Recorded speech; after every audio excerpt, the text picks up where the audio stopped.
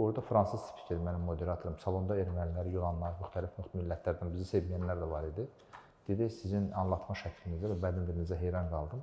Mövzu seçiminiz gözəl, doğrusu Azərbaycandan belə gözləmirdim. Siz mənim fikrimi dəyişdiniz. Düşünürəm, ən böyük uğur bu idi. Salam əziz dostlar, 4-6 mart 2026-cı il tarixdə İtaliyanın paytaxt şəhəri Romada 40-cı Beynəlxalq Ginekoloji Endokrinologiya Konqresi keçirildi. Dünyanın hər bir yerindən minlərcə həkimin gəldiyi bu nəhəng elmi platformada Azərbaycana iştirak etmək mənim üçün çox xoşbəxt anlar yaratdı. 5 nadir klinikal və bir oral prezentasiya təqdim etdim.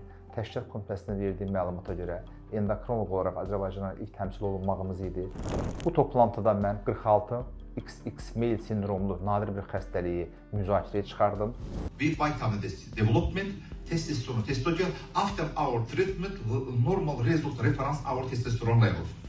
And the testosterone, future time follows the endocrine, follows this patient. Thank you. Thank you. Thank you. Aparılan bu məruzə çox maraqla qarşılandı. Çox saylı suallar və cavablar oldu. Ölkəmizi təmsil etməkdən həqiqətən çox qürur duydum, çox özümü xoşbəxt hiss etdim.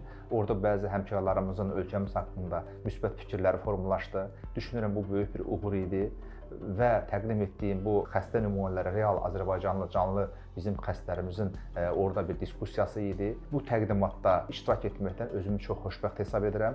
Aparılan bu konqres qadın-kişi endokrinologiyası, cinsi seks endokrinologiyası, ən nadir xəstəliklər, genetik xəstəliklərə müzakirə olduğu nəhəng bir platforma idi. Bu nəhəng elmi platformada, bu konqresə çıxış etmək mənim üçün çox xoş bir hiss idi və mən bu xəbərimi sizlərlə paylaşmaq istədim. Sağ olun.